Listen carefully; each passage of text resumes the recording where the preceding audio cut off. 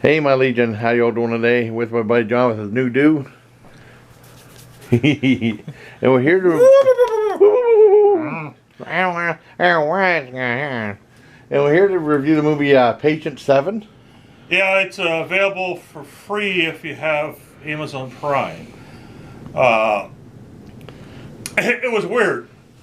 So, I looked up myself for whatever reason on IMDb. Yeah. Or something I was looking up.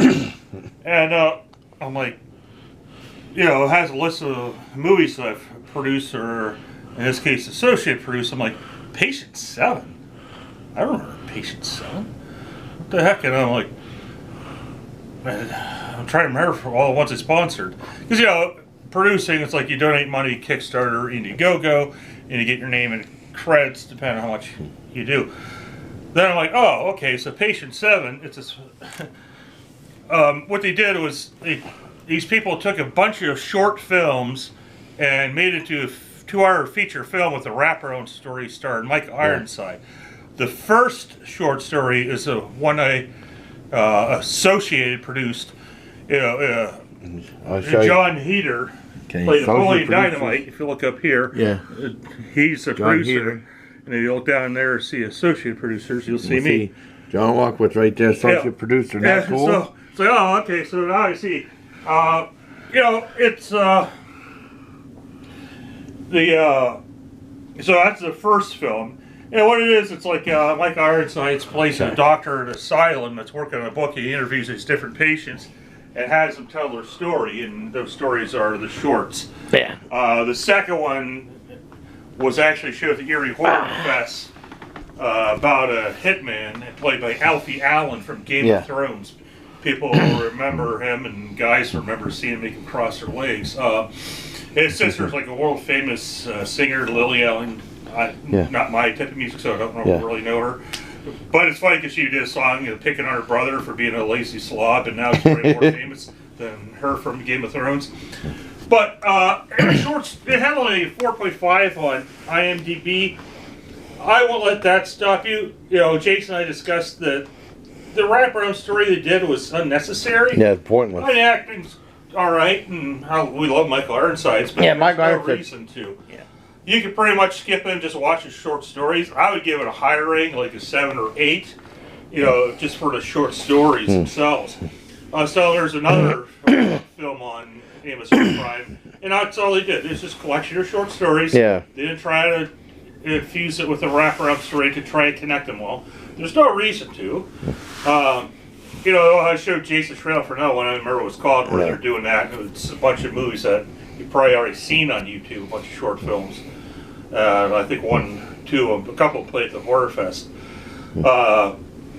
So I really liked it. It's worth watching. So don't be discouraged if you see 4.5, because the short stories are really good. I don't think there's one that we didn't like in there. Yeah. Oh, no, I didn't dislike any of the short stories. Yeah. It's just a wraparound thing. I thought my short film was a little bit longer. I don't know if they cut something. Yeah, I think they probably cut it out. Just to try to... But again, I don't know how many years ago that was. Yeah. And I don't know where my copy is. I don't know if I had a downloaded copy or if it was on Vimeo or something I don't have access to now anymore. I don't remember. I'd have to look into it. And then the second movie, what was it called? The Body, maybe? I can't remember. I get it. It just says Session 1, Session 2, Session 3. Well, no, I mean, if you look at the credits, there's actually oh, yeah. Mine was called The Visitant. Okay, Visitant. And, and a second one, The Body, I've been trying to find for years to show Jason.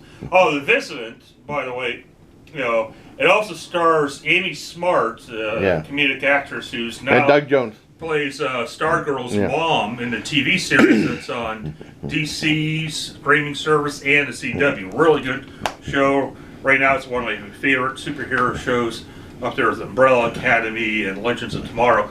And then Doug Jones, who I've been trying to get to Horror Fest a few times and got close, he plays a demon in it.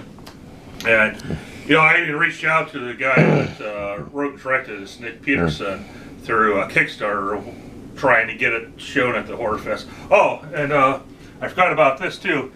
Michael Rosenbaum is another co-producer. Oh, cool. He played Lex Luthor in Smallville. Really, really good Lex Luthor.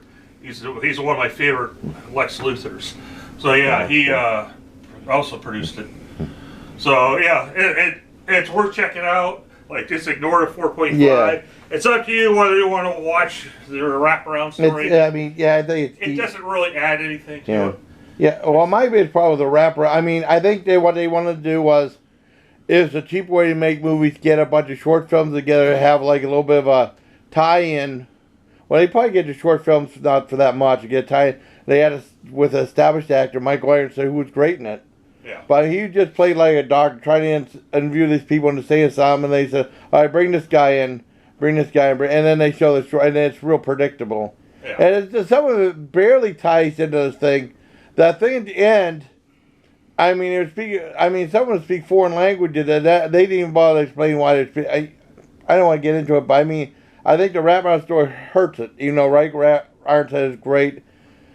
The short stories are fantastic. I mean, I give it a 6.5 out of 10 just because of the short, this wraparound. It's just lazy. Right. I mean, you know, they just had to get established. They could have got Robert Englund or anyone else to be like the doctor interviewing people. You know, well, they could have also just ignored it and threw in a couple extra short films. Yeah, I know. I mean, they would have been best if they showed the short films. I guess there's another one that had Smiling Man in that one with the guy with no arms and legs. Yeah. Trailer, and they had a couple of horror festivals. Yeah. Well, I mean, they gave away Smiling Man by showing this. And I actually, when I was judging that was one of I think that played in the Horror Fest, I believe. Yeah. And I nominated the guy for actor who played Smiling Man because he was pretty creepy. And a little girl, it was just he's fantastic too. A little girl like that to do such an excellent job at acting. And, it's just really good. But, yeah, I'm glad there is a vehicle or vehicles for short stories, because that's a shame that, these people put all this time and effort and money into them, and then what happens to them. And there are streaming services like Amazon Prime that does show, because we've watched a couple. We may watch one later tonight after our D&D session, which we got to log into here pretty quick. Yeah. So it's nice that people get to see short films like that. Yeah. I mean, it's still cool. I mean, I just didn't like the wraparound how they did. I thought it was just lazy, pointless. I mean, just get an established actor to do that. And they could get those short films on TV. They should do it for like other animated films, the short animated films. Try to get them edited in some way or shape or form. And it might be. So, all right. So that's why I thought of Patient 7. Not to be fused with, not to be fused with, what the hell was that? Cabin Fever. Now, on here it shows on Amazon Prime, it's got the 4.5 out of 5. 4.5 out of 5. 244 people. Yeah. So that's more realistic. Yeah. Than 4.9. 4.9 is too low. Of course, some people get picky. They might not like short films. Yeah, I love short. I mean, I love anthologies, but I just think it was kind of just lazy and pointless. Yeah. But I mean, Patient 7, not to be fused with Cabin Fever, Patient 0. That movie sucked beyond belief. I remember seeing it on Amazon. Yeah. I mean, not Amazon, Netflix. I think their location scout had reached out to me. They're scouting locations for here, or no, maybe it was for another movie that they had worked on that movie, and they're working on another one, and they're trying to find stuff from around our region. Doesn't that look like a demon face in the... I mean, up through the camera, it looks like a demon face in the hallway. I don't know if it's going to capture that, if it's going to look like that when I upload the video, probably Tuesday or something like that. I mean, just the way it filmed on camera. Looks like a demon face with I have no idea. Oh, I mean, well, if you see it on... when I put the video up, it might look like that. But there's some good mushrooms on your stuff, huh? yeah.